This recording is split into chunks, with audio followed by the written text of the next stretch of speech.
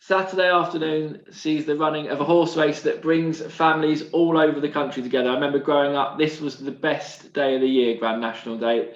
Didn't matter what you did, you could get in as much trouble as you want. Everyone was over. We'd have a party. You'd be your gran, your nan, your neighbour, even the people you didn't like normally got invited over for Grand National Day. And Davy, who better to run us through a race than yourself? You run it a couple of times recently in Tiger Row, a horse and a race very close to your heart, and I would imagine a place too. Just when I mention the national, when I say it out loud, what comes to heart? What comes to your mind? What do you think immediately? I become a child. I just remember my childhood and cutting the grass and building the fences, and it just puts a smile on my face, really, to be honest. Good. I hope when I'm 100 years of age and I have dementia and someone mentions the Grand National to me, it'll still bring a smile to my face. I'm sure it will. I'm sure it will too. It's hard not to, given the history you've got with it. We've got 40 runners here.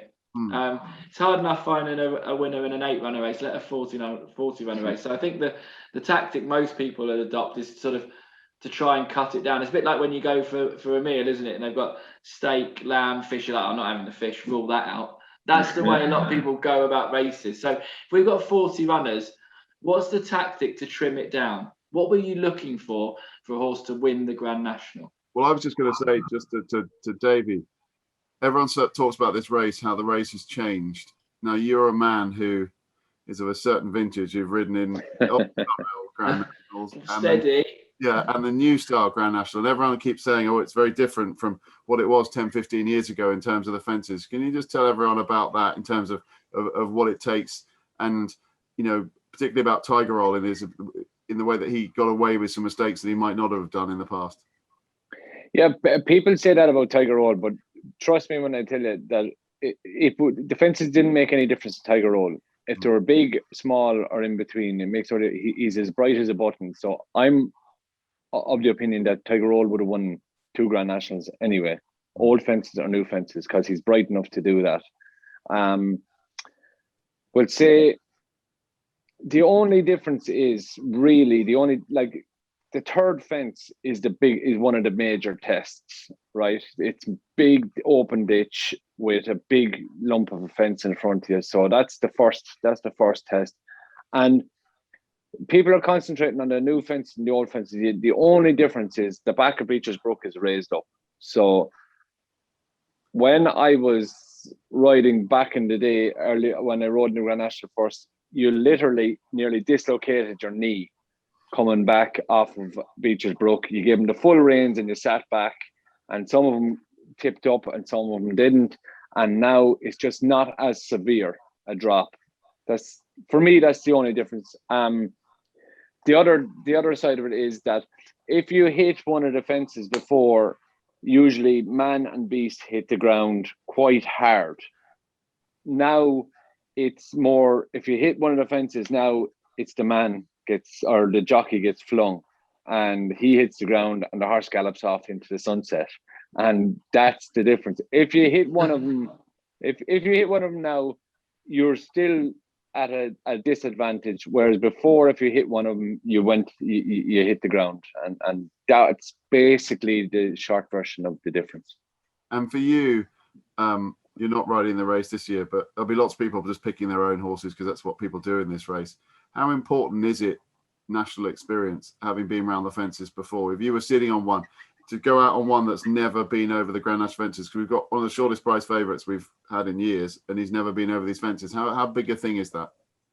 Yeah, so some of the best spins I had in the race never saw a national fence up until about, like, the Irish lads would say they decide to run a horse in a national, they school them over a national fence once, if they school them over a national fence at all.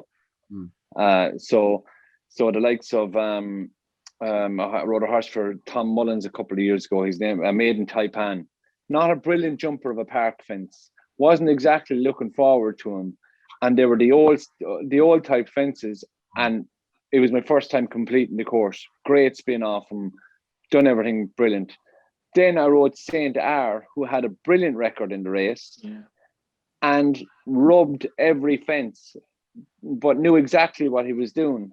He knew exactly what he was doing. And then I rode another horse for Pat Fahey, travelled the whole way. I thought, I'm going to win the Grand National crossing the Mellon Road. 2 strides later, he just didn't stay. He never saw a national fence before he went to England. And then you have Tiger, who the only national fence Tiger Roll saw was the one in the cross country race, because he didn't school over a national fence at home, because you'd be afraid that he'd do something silly because he takes them liberties with his fences.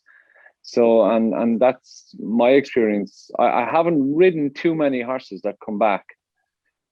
The one thing with the new fence and the old fences is, before you couldn't, it was very difficult to come from behind in a Grand National, because if you're behind, it means that you're not jumping, or you're really, really slow, and conditions have to be bad for you to come from behind. Whereas nowadays, you can come from behind. I don't know why that is, whether it's the fences or what, I don't know, but you can drop in a bit in the national now and come away through them, you know. So national experience wouldn't be on my list of things. If I had a 50-50 choice, to be honest, I would nearly go with a horse that hasn't run on it before, new experience from something to relight the fire or put in another spark in them. Yeah. Interesting. Right. So, with all that in mind, who wins it this year?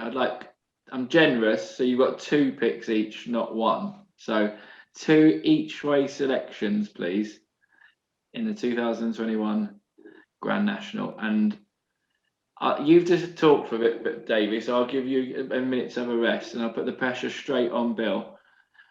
The family copper, Bill. Who's the Esdaile family copper? Okay, so I will go. I think the most likely winner of this year's Grand National is Burrow Saint of the Willie Mullins team. The key to this horse for me is he's an Irish Grand National winner, but what I like about him is that the 3 times under rules he's encountered ground with the word good in it, he's won all 3.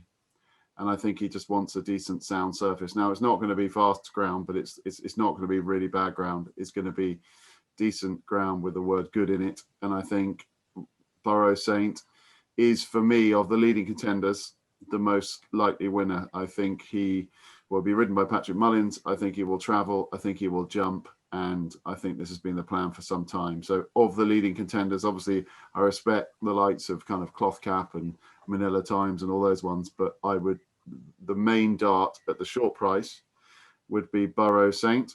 And then at a far more left field price, everyone likes to go for a monster one. You're not going to fall out, you two, now, are you? Davey thinks that Davey knows what I'm about to say, but he thinks I'm absolutely crazy. But I really like one of the Caluntra teams, Alpha Desobo.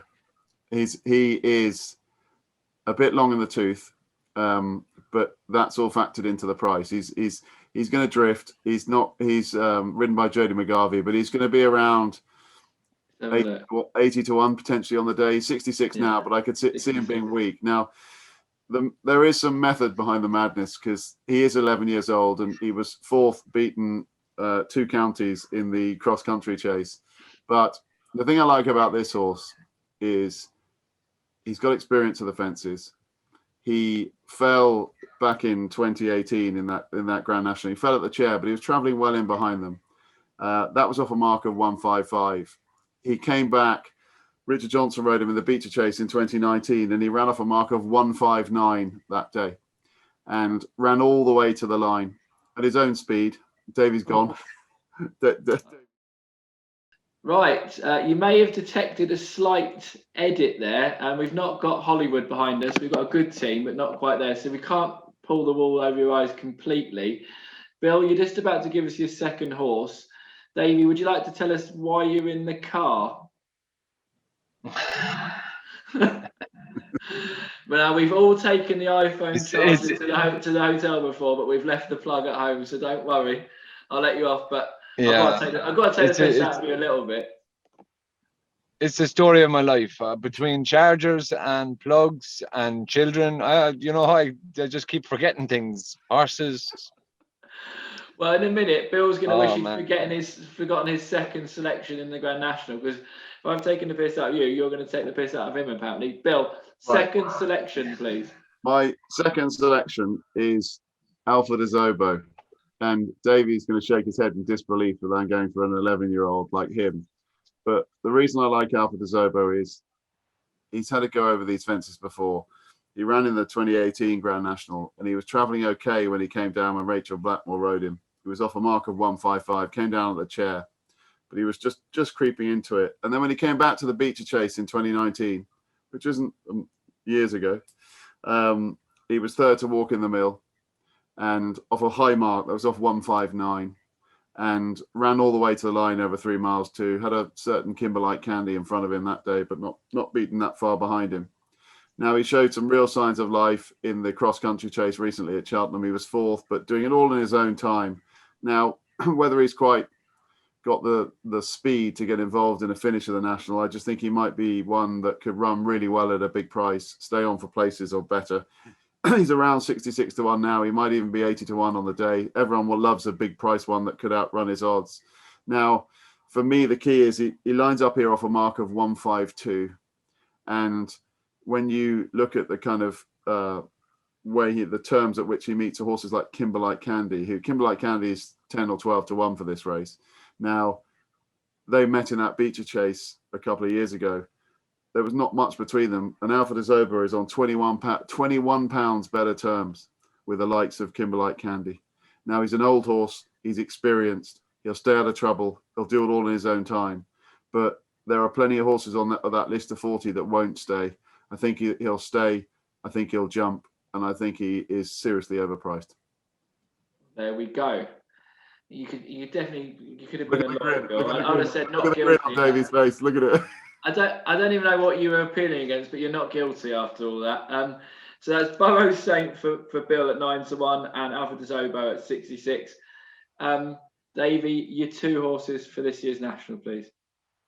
Yeah, well, first of all, after the year that Bill is after having, I'm not going to disagree with him whatsoever. So he can come up with horses that the man is he's walking on air at the moment. So, and when he explains it like that, it all makes sense. Plus, the team in Colentra, what they can do with horses is pretty special. So no, I'm not going to knock you this time, Bill. Maybe another day, but not this time, because he definitely has the ability to win a big one. But it will be kind of Lazarus kind of esque stuff if they can get Alpha to stick his head in front, but not beyond the bounds of possibility. So I'm going to go. I'm just waiting, Davey, for when the flat starts for the first time in 3 years that Bill calls a he a she when it comes to a horse, just so I can finally have one over him. So don't worry, we're both waiting to get him. So on that note, you can get him by putting the winner up ahead of him. So go on, your two horses. Yeah, I keep looking at the field, and the one horse that keeps bouncing up at me is Mr. Malarkey. I followed him through because he's by Malanas. He was a newish kind of a stallion, so I was keeping an eye on him. And I just thought, okay, he didn't win a Hennessy, but he ran respectably in a Hennessy a couple of years ago. I just think there's bits and pieces there. I think nice ground. Colin Tizard horses are just around the entry, just starting to come. I don't know what it is. I can't go as technical as Bill and put in the ratings and stuff, but I just look at the page and I keep seeing Mr. Malarkey. And the other horse then that does come to me is Rachel Blackmore's horse, Manila Times, Henry de Bromhedge.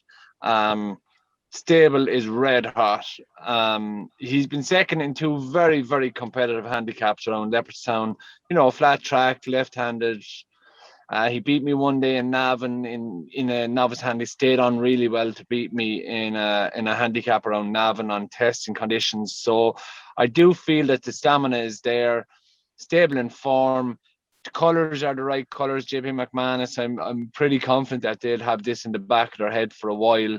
So I'm going for Rachel Blackmore, history, and the National again to throw up a story that will beat the ones that came before them.